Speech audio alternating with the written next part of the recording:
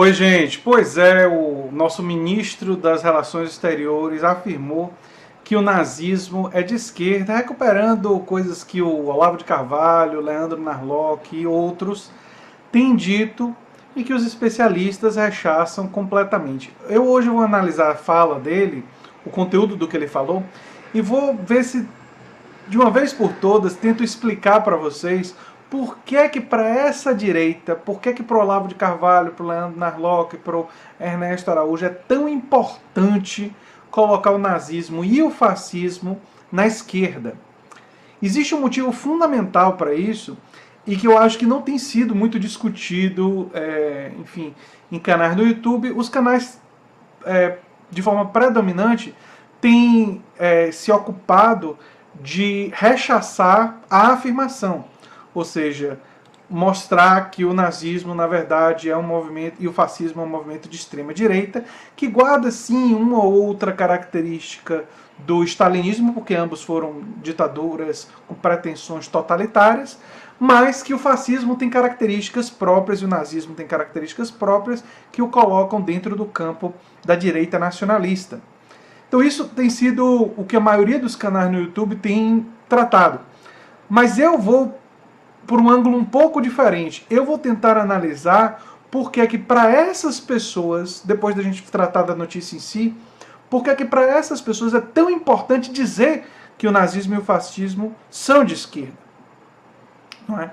E se vocês quiserem que eu faça um vídeo rechaçando como tantos outros youtubers e tantos outros intelectuais têm feito, eu posso fazer também, mas eu acho que já é um assunto que, enfim, já foi bastante rebatido por especialistas.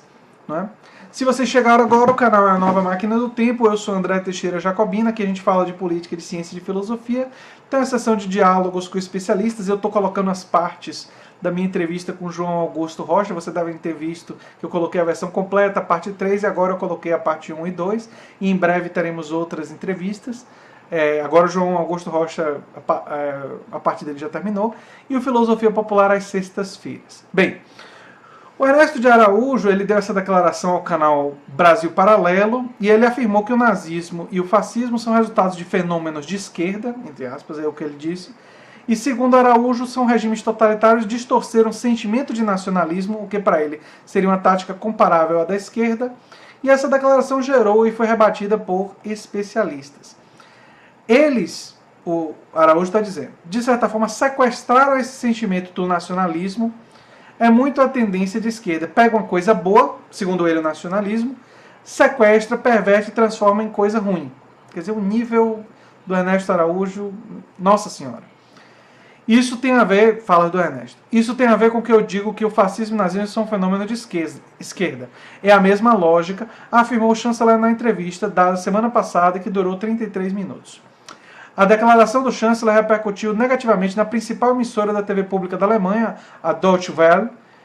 Em texto publicado nesta quinta-feira, no dia 28, na versão do seu site em português, a emissora afirma que as falas de Araújo vão contra o consenso acadêmico sobre o tema e ressalta que essa discussão é inexistente entre os historiadores sérios do país. Ao que eu diria, é inexistente não só entre os historiadores sérios da Alemanha, mas entre historiadores sérios do Brasil, do mundo inteiro, enfim.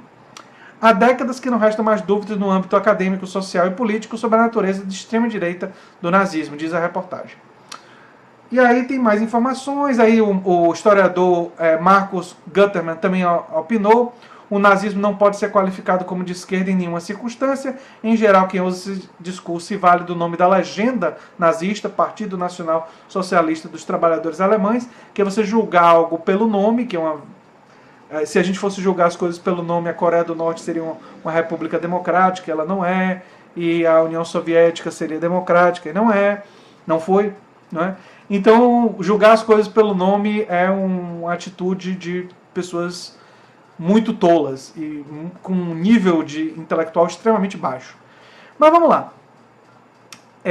E aí existem outras análises, o Gutterman falando, o professor alemão Oliver Stanson, na área de relações internacionais, diz que a afirmação faria parte do submundo das conspirações, e por aí vai. E tem outras matérias que eu vou linkar abaixo, não é?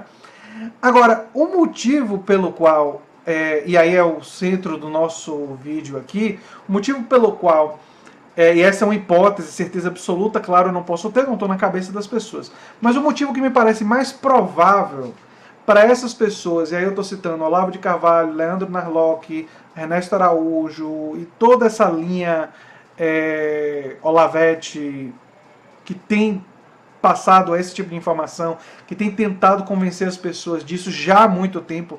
Repare, essa discussão ela é anterior mesmo ao Brasil e ao Olavo de Carvalho. Existe essa discussão já há mais tempo em outros sites e inclusive em debate acadêmico, embora o debate acadêmico sério tenha praticamente rechaçado completamente já há muito tempo essa discussão. Essa discussão já aconteceu na Alemanha, num passado mais distante, e foi rechaçada. Mas no caso brasileiro, que é o que interessa pra gente aqui, o motivo central pelo qual o Olavo de Carvalho e todo esse pessoal está querendo colocar que o nazismo e o fascismo são de esquerda é porque eles perceberam já há muito tempo que o que eles defendem é muito parecido com o fascismo.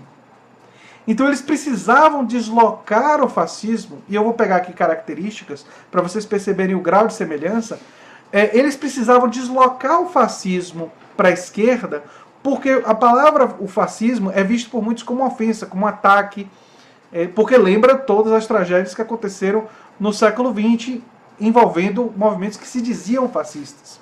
E eles defendem algo muito próximo do fascismo. Então, era uma questão estratégica. Era necessário colocar na mente das pessoas que o fascismo era de esquerda e que eles não são de esquerda, para poder fazer a separação entre o que eles defendem, um ultranacionalismo conservador, que valoriza muitas tradições e que, segundo eles, não seria fascista. No entanto, retém muitas das características do fascismo. Essa é a razão pela qual é tão importante para todo esse pessoal deslocar o nazismo e o fascismo para a esquerda. Porque é necessário, do ponto de vista estratégico, que o nazismo e o fascismo não sejam facilmente identificados como aquilo que é a ideologia que é representada pelo Olavo de Carvalho, pelo Leandro Narlock, pelos grupos associados e pelo bolsonarismo e tudo mais. É necessário que eles digam, não, nós não somos fascistas. Mas quais são as características do fascismo, segundo, por exemplo, Humberto Eco, que fez um texto chamado O Fascismo Eterno, que eu já citei aqui no canal. Bem, na raiz psicológica fascista está a obsessão do complô, possivelmente internacional. Um complô internacional. O que é que o Olavo de Carvalho mais diz? Complô internacional, os judeus, os muçulmanos estão tentando dominar o mundo, os comunistas estão tentando dominar o mundo. Ou seja, o discurso dele, o do Olavo de Carvalho, é eminentemente fascista. E eu vou para as outras características, vocês vão ver como a gente encontra correspondência com Olavo de Carvalho, com Bolsonaro, com todo esse pessoal. Então, obsessão pelo complô. Emergir um sentimento e um apelo à xenofobia. Vale lembrar que o Bolsonaro disse que os estrangeiros eram escória do mundo. Vale lembrar que quando o Bolsonaro foi para falar sobre quilombolas, o que foi que ele disse? Não servem nem para procriar. É um apelo que mistura racismo e xenofobia. E esse discurso xenofóbico é extremamente poderoso e forte dentro dos grupos bolsonaristas, não para todos os bolsonaristas, é claro, é óbvio. Vai aparecer um bolsonarista dizendo, não, mas eu não reproduzo esse discurso. Mas muitos reproduzem esse discurso inquestionavelmente. Uma outra característica do fascismo é que é um movimento ultranacionalista. Ele coloca a nação acima de todas as questões. Qual é o lema de Bolsonaro? Brasil acima de tudo, Deus acima de todos. E Deus vai aparecer no fascismo também, né? O fascismo ele se caracteriza pelo ódio ao diferente. Basta lembrar que Bolsonaro disse que preferia um filho morto a um filho gay. Não é? Que a solução, que a forma de lidar com alguém que começa a parecer gay é porrada. Segundo ele, existe um problema em ser gay e a solução é pancada. E ao que eu diria, não existe nenhum problema nas pessoas serem gays, é uma orientação sexual, enfim, que a gente deve respeitar. Mas vamos seguir. Outra característica do fascismo é o culto à tradição. O tradicionalismo implica na recusa da modernidade. O iluminismo, a razão, a ciência são vistos como depravação moderna pelos fascistas. O fascismo ele é caracterizado por um irracionalismo. O que Bolsonaro e sua equipe disse pra gente? Que o consenso científico sobre aquecimento global é trama marxista. O próprio Ernesto Araújo disse isso.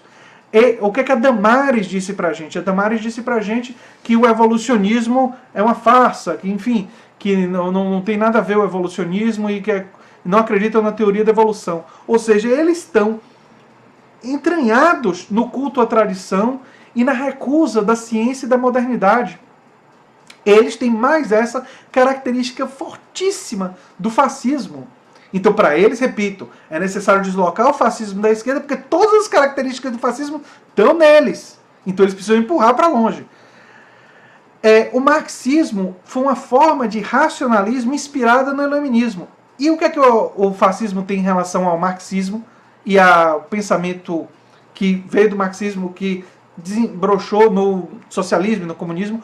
O fascismo é hostil a todas as vertentes do marxismo, incluindo as democráticas. O anticomunismo é central ao fascismo. O que Bolsonaro disse da ditadura militar? Que a ditadura militar matou pouco, que tinha que ter matado mais. Matado quem? Os comunistas, os socialistas, os marxistas. Ou seja, Bolsonaro e todo o bolsonarismo mostra uma outra característica poderosíssima do fascismo. A gente vai acumulando. O fascismo apoia o militarismo. É uma corrente com raízes militares. Bolsonaro não apenas é militar da reserva, como se apoia nos militares. Ele é extremamente corporativista e defende a corporação militar. Recentemente, a aposentadoria dos militares está diferente da aposentadoria do resto da população. Está mais protegida, não é? Para o fascismo não há luta pela vida, mas antes vida para a luta. Logo, o pacifismo é conluio com o inimigo, o pacifismo é um mal, porque a vida é uma guerra permanente. Por que Bolsonaro está tão animado com a possibilidade de guerra com a Venezuela? Porque alimenta essa possibilidade de uma guerra, de um confronto armado, apoiando os Estados Unidos, por causa de uma característica eminentemente fascista, que mistura o antimarxismo forte, identifica na Venezuela esse marxismo que é altamente questionável. Na verdade, o fenômeno venezuelano tem muito mais a ver com um certo populismo latino-americano de esquerda, inspirado em parte numa determinada interpretação bolivariana do marxismo, que é uma coisa, enfim, que é altamente questionável do ponto de vista da sua aproximação com o socialismo, mas de qualquer forma usa esse discurso e por isso precisa ser rechaçado fortemente. O fascismo é autoritário e tende a apoio a uma liderança autoritária que supostamente vai limpar a política. É claramente, não preciso dizer nada. Bolsonaro, não sou contra a velha política, sou eu que vou resolver, novamente, característica do fascismo. O fascismo se apoia numa suposta decadência de uma sociedade e na necessidade de um renascimento. Por isso o ataque à corrupção e à falência das instituições o alimenta. Fascismos históricos têm tido apelo a classes médias frustradas, desvalorizadas por alguma crise econômica ou humilhação política, assustados pela pressão de grupos sociais subalternos. Medo os alimenta. Parece que a gente está descrevendo a realidade brasileira. É claramente mais uma característica fascista que eles precisam jogar para a esquerda porque é o que eles são. Eles são neofascistas. Então ele tem que projetar no outro, afastar deles, porque eles não querem a pencha daquilo que eles são. Vamos seguir. Como a questão da guerra permanente,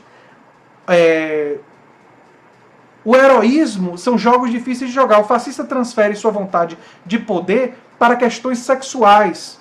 Essa é a origem do machismo, que implica no desdém pelas mulheres e a condenação intolerante de hábitos sexuais não conformistas, da castidade à homossexualidade.